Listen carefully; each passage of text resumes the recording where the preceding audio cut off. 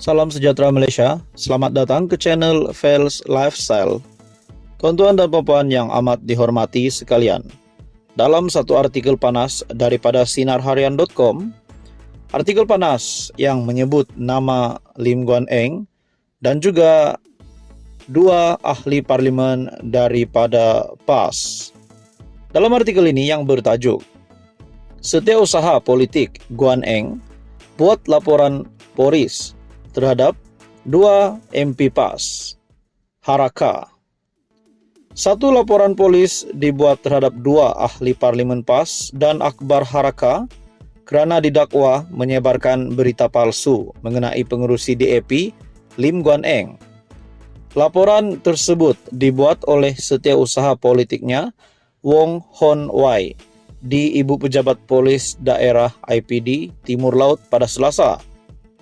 Menurut Hon Wai, laporan polis itu dibuat terhadap timbalan Presiden PAS merangkap ahli Parlimen Kubang Kerian Datuk Seri Tuan Ibrahim Tuan Man. Timbalan Ketua Pemuda Dewan Pemuda PAS merangkap ahli Parlimen Alor Setar Afnan Hamimi Taib Azamuddin dan Akbar Haraka selaku organ penerbitan PAS. Saya membuat laporan ketika ketiga-tiga pihak ini kerana didapati menyebarkan berita palsu bahawa Guan Eng ada mengeluarkan kenyataan bahawa semua tokong Buddha akan dirobohkan oleh Perikatan Nasional kalau PN mentadbir negeri itu. Semua ini adalah fitnah dan disebabkan itu saya memohon polis menyiasat ketiga-tiga pihak ini yang menyebarkan berita palsu dan fitnah serta menyerang peribadi Guan Eng selaku ahli Parlimen Bagan. Akibat fitnah tersebut, ramai ahli PAS dari seluruh negara telah membuat laporan polis terhadap Guan Eng, katanya ketika ditemui di pekarangan IPD Timur Laut pada Selasa. Bekas ahli Parlimen Bukit Bendera itu berkata, beliau meminta polis menjalankan siasatan mengikut Seksyen 499 Kanun Keseksaan Akta 574, Seksyen 504 Kanun Keseksaan kerana mengaibkan dengan niat hendak memecahkan keamanan. Katanya, kes itu juga perlu disiasat di bawah Seksyen 505 dalam kurungan B Kanun Keseksaan kerana mendatangkan hianat awam dengan niat hendak menyebabkan ketakutan kepada orang awam terhadap ketiga-tiga pihak berkenaan. Salam sejahtera Malaysia, selamat datang ke channel Fels Lifestyle. Tuan-tuan dan puan yang amat dihormati sekalian, dalam sebuah artikel berita daripada biharian.com yang menyebut nama salah satu kepimpinan tertinggi PAS ataupun Menteri Besar Kedah iaitu Sanusi. Artikel ini bertajuk, "Itu Rumah Abang Sanusi. Tak guna 1 sen pun duit Sanusi." Menteri Besar Datuk Seri Muhammad Sanusi menafikan gambar rumah banglo di SIK yang ditularkan pihak tertentu menerusi media sosial adalah miliknya. Sebaliknya, beliau menegaskan kediaman terbabit adalah milik abangnya yang bekerja sebagai penyelam dasar laut dan tidak mempunyai kaitan dengan politik dan pilihan raya.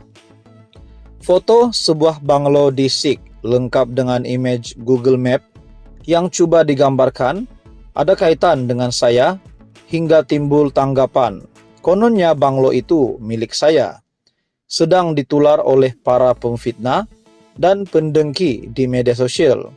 Ia tidak benar dan semata-mata fitnah. Pemfitnah ini bekerja keras menjelang pilihan raya negeri untuk mempengaruhi orang ramai percaya saya kini hidup kaya raya hingga mampu membina rumah seperti itu, katanya dalam kenyataan. Muhammad Sanusi yang juga ahli Dewan Undangan Negeri Adun Jeneri menegaskan tiada 1 sen wang miliknya digunakan untuk membina rumah itu dan ia dibina sendiri oleh hasil titik peluh abangnya sendiri setelah bekerja keras selama puluhan tahun.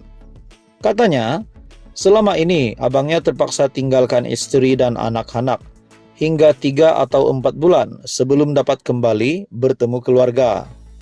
Bukan sekali dua, tetapi banyak kali ketika istrinya bertarung nyawa melahirkan anak. Si suami pula sedang bertarung dengan hiu dan jerung di dasar laut.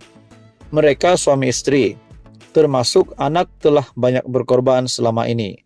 Amat menyedihkan tatkala sampai masa untuk mereka mengecap sedikit kegembiraan dapat masuk rumah yang baru siap. Ada pula orang yang dengki dan sakit hati, hingga tergamak menjajah fitnah konon rumah itu bukan milik mereka. Apakah salah mereka kepada kalian, pemfitnah, katanya.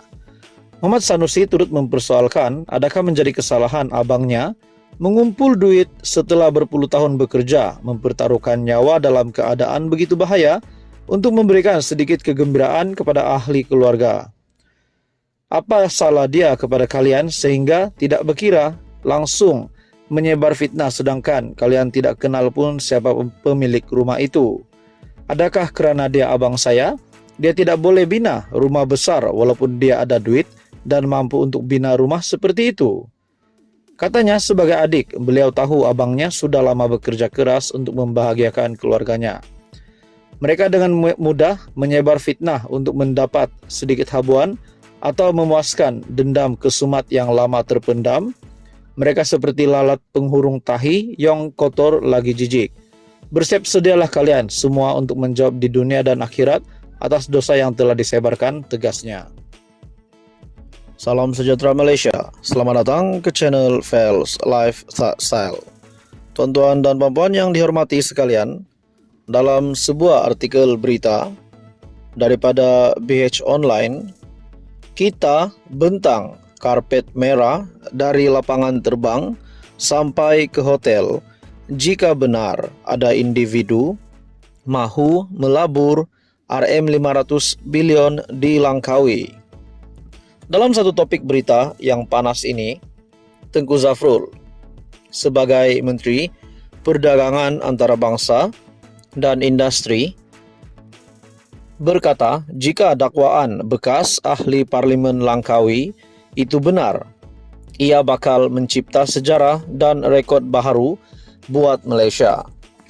Bekas Perdana Menteri Tun Dr. Mahathir Mohamad perlu mendedahkan butiran pelabur yang didakwanya mahu melabur sehingga RM500 bilion di Langkawi.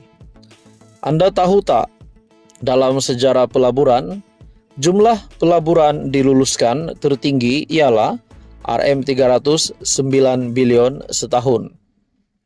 Sejak Malaysia merdeka sampai sekarang, tak pernah ada pelaburan tinggi sampai RM500 bilion. Masa Dr. Mahathir jadi Perdana Menteri, tak pernah ada pelaburan diluluskan setinggi itu. Kena ingat juga, RM309 bilion ini adalah jumlah keseluruhan pelaburan yang dihimpunkan dari pelbagai sumber, bukan dari satu pelabur saja, dan pelaburan ini adalah untuk seluruh Malaysia dan bukan hanya di satu lokasi. Jika betul ada satu pelabur sanggup labur sampai RM500 bilion di Langkawi saja, ini bakal jadi rekod baharu di Malaysia, katanya dalam satu penjelasan menerusi video di Facebook beliau. Sebagai menteri yang menjaga pelaburan, Tengku Zafrul berkata, andai benar dakwaan pelabur ini wujud, kerajaan akan mempermudahkan kemasukan pelaburan ini. Saya tak kisah siapa yang membawa masuk pelaburan itu, sama ada Dr. Mahathir, kerajaan atau pembangkang.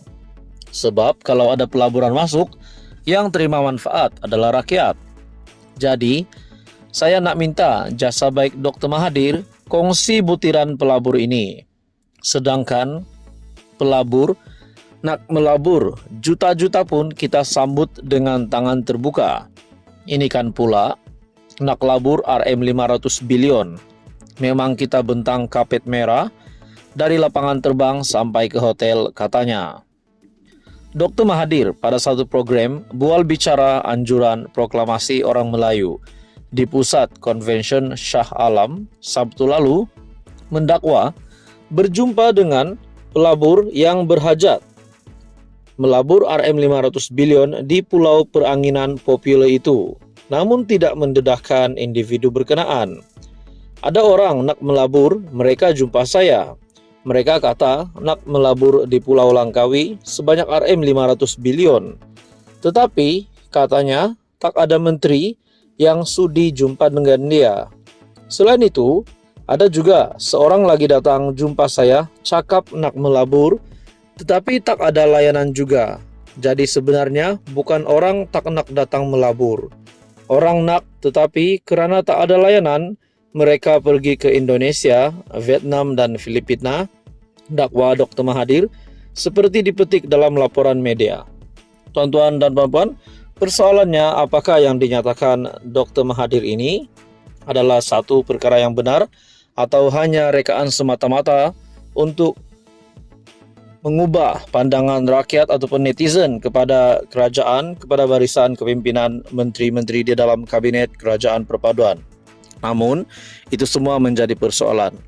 Pada akhirnya, Tengku Zafrul sebagai Menteri Perdagangan Antarabangsa dan Industri membidas kenyataan Tun Mahathir, memberikan pandangan terhadap kenyataan Tun Mahathir di mana beliau perlu mendedahkan butiran pelabur yang didakwanya mahu melabur sehingga Rm500 billion di Langkawi.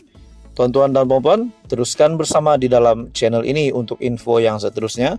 Mohon bantu channel ini dengan menekan butang like, share, dan subscribe.